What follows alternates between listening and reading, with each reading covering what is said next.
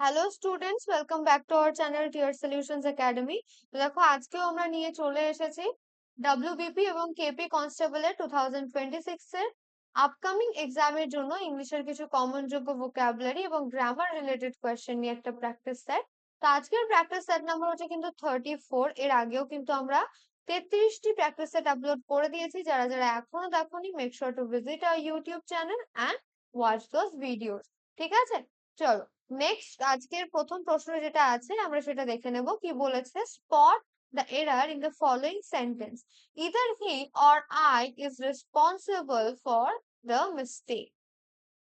তো দেখো, এই যে পোর্শনটা is responsible for the mistake, এখানে with either or verb agrees. ঠিক আছে, এই যে আইদার অর যেটা থাকে না, আইদার or যখন থাকে, তো verb কি করে? verb agrees with the nearest subject। তো nearest subject কি?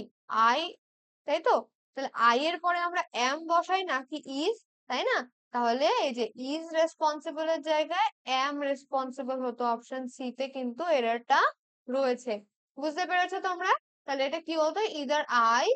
either he or I am responsible for the mistake, নাকি either he or I is responsible for the mistake.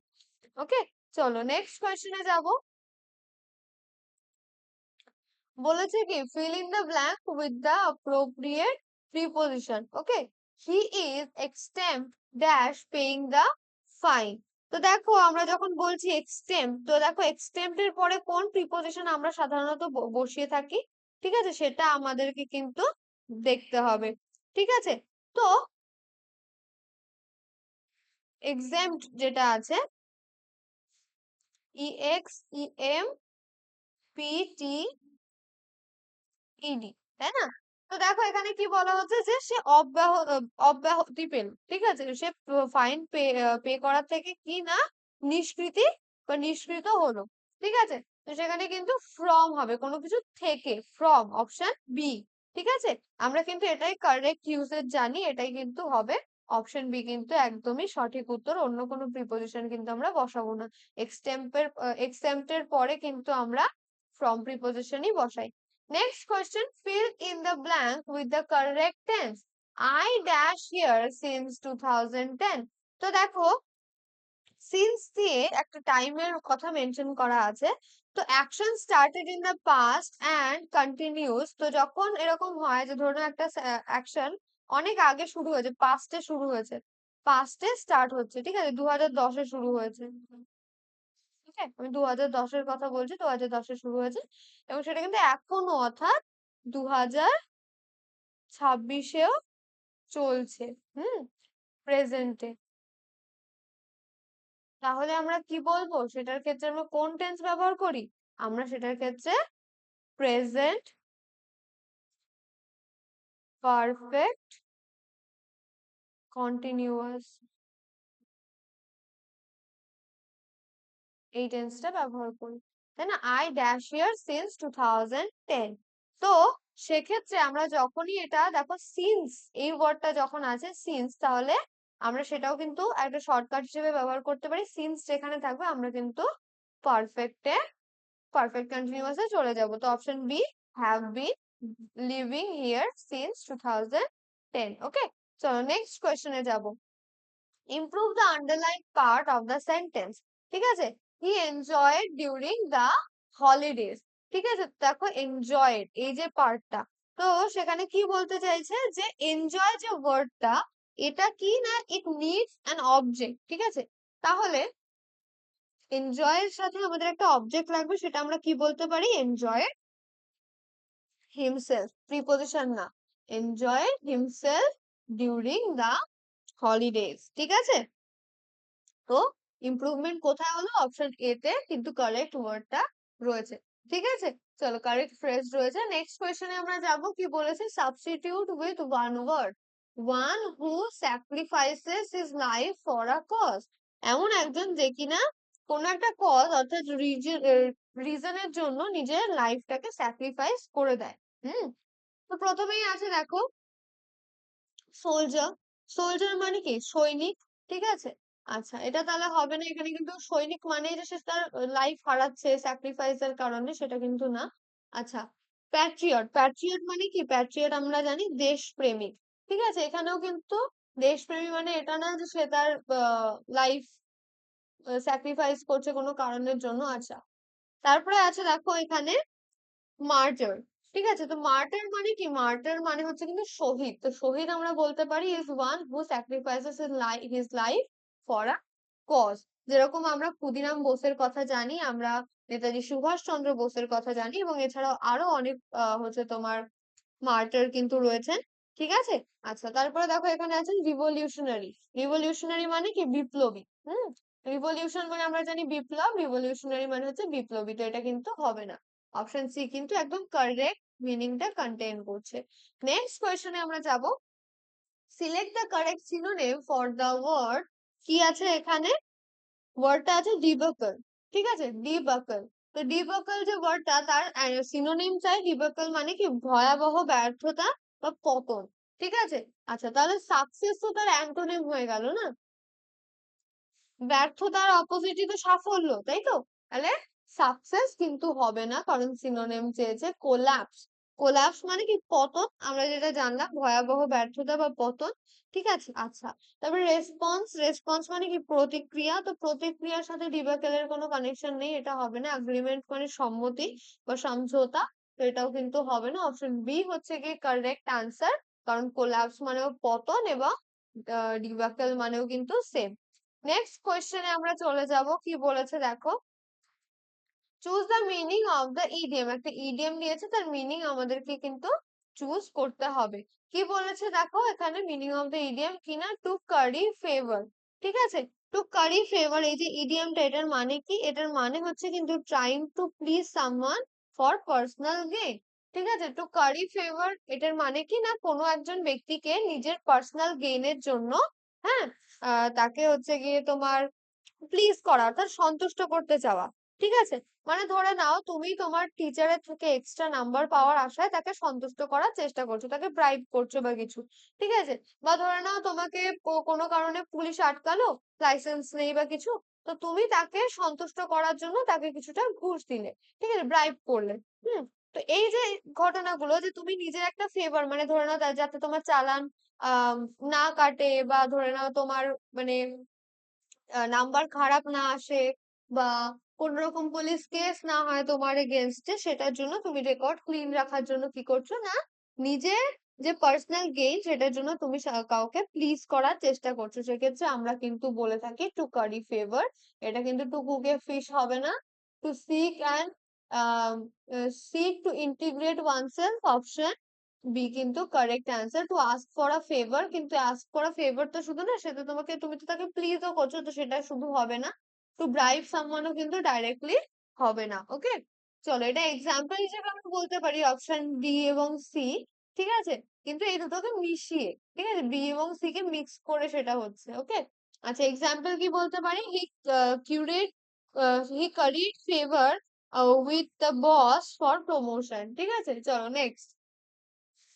Replace the underlined word with a suitable phrasal verb.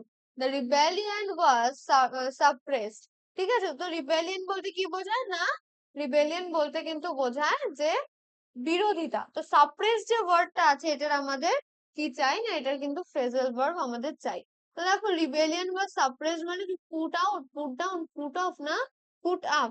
এটা কিন্তু হবে put down. ঠিক আছে? Suppress করে দেওয়া। ঠিক আছে? তো দেখো, সাপ্রেস করলে আমরা বুঝি ক্রিয়েটিং প্রেসার ডাউনওয়ার্ডস। ঠিক আছে? পুট ডাউনও কিন্তু সিমিলার। ঠিক আছে? চলো নেক্সট কোয়েশ্চেনে আমরা যাব। আচ্ছা, কি বলেছে? Select the correct antonym. কিসের জন্য? For apex. অ্যাপেক্স এর জন্য কারেক্ট আমাদের অ্যান্টোনিম চাই। ঠিক আছে? তো দেখো, অ্যাপেক্স মানে কি? অ্যাপেক্স মানে হচ্ছে চূড়া বা শিখর। হ্যাঁ, অ্যাপেক্স মানে হচ্ছে চূড়া বা শিখর। তো প্রথমে এখানে আছে কি দেখো, বেস। বেস মানে কি? বেস মানে হচ্ছে ভিত্তি। তো সেটা কিন্তু চূড়া বা শিখর নয়। আচ্ছা, তারপরে আছে জেনিথ। ঠিক আছে? আমরা জেনিথ মানে জানি, জেনিথ মানে কিন্তু হচ্ছে শিখর। ঠিক আছে? আচ্ছা, তাহলে তারপরে আছে দেখো টপ। হ্যাঁ, নাদির মানে হচ্ছে কিন্তু নিম্নবিন্দু, জেনিথ মানে হচ্ছে উচ্চবিন্দু, যেটা কিনা হচ্ছে শিখর। আচ্ছা, শীর্ষ। ঠিক আছে, টপ মানে হচ্ছে শীর্ষ, আর আছে পিনাকল, পিনাকল মানে হচ্ছে কিন্তু চূড়া, তো এগুলো কিন্তু কোনোটাই হবে না। আচ্ছা বেসে আমি এটা ভুল করে কেটে দিয়েছি, যাই হোক। আচ্ছা, তাহলে জেনিথ হচ্ছে না, ঠিক আছে। এবার দেখো একটা পাহাড় এঁকে আমি দেখাই, ঠিক আছে। ধরো না একটা পাহাড়, ঠিক আছে। তো এই যে পাহাড়ের চূড়া, যেটাকে আমরা জেনিথ বলতে পারি বা টপ বলতে পারি, মাউন্টেন টপ, ঠিক আছে, বা পিনাকেল, পাহাড়ের শিখর বা চূড়া, ঠিক আছে। জেনিথ মানে শিখর বললাম তো সেইটা। আচ্ছা, আর এই যে বেসটা কোনটা, বেসটা তো এইটা না, এই যে মাটি যেখান থেকে শুরু হচ্ছে এটা তো বেস। তাহলে অ্যাপেক্স যদি এটা বোঝায়, ঠিক আছে, চূড়া বোঝায়, তাহলে তার অপোজিট কি হতে পারে, বেস। অপশন এ কিন্তু হচ্ছে কারেক্ট অ্যান্সার। আশা করি বুঝতে পেরেছো। চলো নেক্সট কোয়েশ্চেনে যাব। কি বলেছে, change the mode of narration. He said I shall go as soon as it is possible. তো সে কি বলছে, আমার যাওয়া উচিত যত তাড়াতাড়ি সম্ভব। তো দেখো হি সেড এর পরে আমরা দ্যাট আনবো, হুম, আর কি হবে, তো এই যে শ্যালটা আছে এটা কিন্তু শুড হবে না, এটা কিন্তু উড হয়ে যাবে, ঠিক আছে। দেখ এই যে আইটাকে, আই হচ্ছে কিন্তু হি, কারণ সে বলছে, হ্যাঁ, সে বলছে যে আমার তাড়াতাড়ি যাওয়া উচিত, ঠিক আছে। তাহলে he said that he would go, ঠিক আছে, he would go as soon as it was possible. It is possible ছিল, এটা কিন্তু ওয়াজ হয়ে যাবে, বাকি কিন্তু সেরকম কিছুই চেঞ্জ হবে না। কারণ কি দেখো, যখন আমরা ফিউচারে যাই তখন ওটা কিন্তু ফিউচার উড হয়ে যায়, আর প্রেজেন্টটা পাস্ট হয়ে যায়, ঠিক আছে, রিপোর্টেড স্পিচে। তাহলে কি হবে দেখো, he said that he would go, he should go, তো শুডটা হবে না, অপশন বি কারেক্ট অ্যান্সার আছে দেখো, ঠিক আছে। চলো, আর সি এবং ডি তে কি সমস্যা, দেখো উইল গো আছে এবং উড গো করেছে, কিন্তু ইট ইজ পসিবল, ঠিক আছে। উড হয়েছে ঠিক আছে, কিন্তু ইট ইজ পসিবল তো হবে না, ইট ওয়াজ হবে, এখানেও সেম ভুলটা করেছে। হ্যাঁ, এখানে দেখো ঠিক আছে। Next, find the correctly spelled word. তো পসেশন যখন আমরা বলি, তো দেখো পসেশন, ঠিক আছে, তো পসে কি হয়, পিওর ডাবল এস আর সিঙ্গেল এস যেগুলো আছে সেগুলো কিন্তু ভুল। আচ্ছা ডাবল এস, ঠিক আছে, তো তারপরে কি ই আসে, double S I O N, এখানে সিঙ্গেল এস আছে পরেরটাতে, তাহলে এটা ভুল। অপশন বি কারেক্ট, বাকি এ, সি এবং ডি কিন্তু ভুল স্পেলিং ক্যারি করছে। নেক্সট কোয়েশ্চেনে যাব। Change the voice, the authority refused him admission. Authority কি করছে, তাকে অ্যাডমিশন দিচ্ছে না, ঠিক আছে। তো দেখো ইদার আমরা হিম দিয়ে করতে পারি, আর নাহলে অ্যাডমিশন দিয়ে করতে পারি, ঠিক আছে। দুটোই কিন্তু আমরা অবজেক্ট রেখে করতে পারি। এবার যেটা যেটাকে অবজেক্ট ধরবো সেটার উপর ডিপেন্ড করবে, যে অ্যান্সার কি করবে।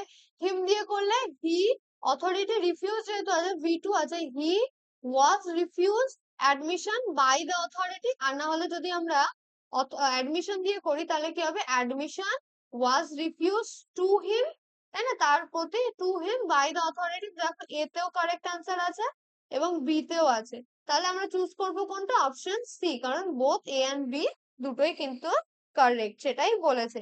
বোথ প্যাসিভ ফর্মস আর গ্রামাটিক্যালি কারেক্ট, ঠিক আছে। চলো, আর ডি তে কি সমস্যা দেখে নি, হি ইজ রিফিউজ। তো ইজ রিফিউজ হবে না, যেহেতু এখানে রিফিউজ এ ভি টু আছে, তার মানে কি এটা একটা পাস্ট সেন্টেন্স। তো পাস্ট ইনডিফিনাইট সেন্টেন্স বা সিম্পল পাস্ট সেন্টেন্সে থাকলে আমরা কখনো ইজ করি না, ওয়াজ করি। Okay, next question, choose the correct word to complete the sentence. Fresh air is dash to help. তো কি বলতে পারি, ফ্রেশ এয়ার আমাদের স্বাস্থ্যের পক্ষে ভালো। তো দেখো আমরা যখন বলি বেনিফিশিয়াল টু, তার মানে কি গুড ফর আওয়ার হেলথ, তাই না। তো অপশন এ কিন্তু কারেক্ট অ্যান্সার। বেনিফিশিয়েন্ট বা বেনিভোলেন্ট, বেনিফিশিয়ারি এগুলো কিন্তু ভুল ওয়ার্ড এবং ভুল মিনিং হচ্ছে। যদি আমরা এটা দিয়ে সেন্টেন্সটা বানাই তাহলে কিন্তু সেন্টেন্সটার মিনিং ঠিক হবে না। নেক্সট কোয়েশ্চেনে যাব। কি বলেছে, spot the error, knowledge of at least two languages are required to pass the exam. তো অ্যাটলিস্ট দুটো ল্যাঙ্গুয়েজের নলেজ থাকা, জ্ঞান থাকা কিন্তু প্রয়োজনীয়, ঠিক আছে, এক্সামটা পাস করার জন্য। তো দেখো এখানে প্রথমেই কি বলেছে, যে knowledge of at least two languages, ঠিক আছে। তাহলে এখানে আর required to pass the exam যখন বলছে, সাবজেক্ট কি নলেজ, নলেজ দরকার, দুটো ল্যাঙ্গুয়েজের হোক 10টা ল্যাঙ্গুয়েজের হোক, ডাজেন্ট ম্যাটার, নলেজ দরকার। তো নলেজ কি সিঙ্গুলার, আর এটাই আমাদের সাবজেক্ট। তাহলে সাবজেক্ট যদি সিঙ্গুলার হয় তাহলে অবজেক্ট ভার্ব কেন আর হবে, এটা তো ইজ হওয়া উচিত ছিল। তাহলে নলেজ অফ ঠিক আছে at least 2 ল্যাঙ্গুয়েজেস ঠিক আছে আর রিকোয়ার্ড এর জায়গায় ইজ রিকোয়ার্ড হওয়া উচিত ছিল। ঠিক আছে, সাবজেক্ট ইজ রিকোয়ার্ড কি হতো না, sorry, knowledge of at least 2 languages is required to pass the exam. Okay, চলো লাস্ট কোয়েশ্চেন দেখে নি আজকে সেশনের কি বলেছে, যে fill in the blank he is dash one eyed man. তাহলে আমরা যখন ওয়ান আইড বলছি, ঠিক আছে, one begins with a consonant sound W. Hmm, one বলি আমরা, ওয়ানের জায়গায় আমরা কি বলি, ওয়ান, বা এই ওটা বাদে ডাব্লিউ এ এন ও আমরা বলতে পারি। তো সেক্ষেত্রে যেহেতু সাউন্ডটা কনসোনেন্ট, তাহলে আমরা কিন্তু অ্যান বা দা ব্যবহার করব না, নো আর্টিকেল যে হবে তা না।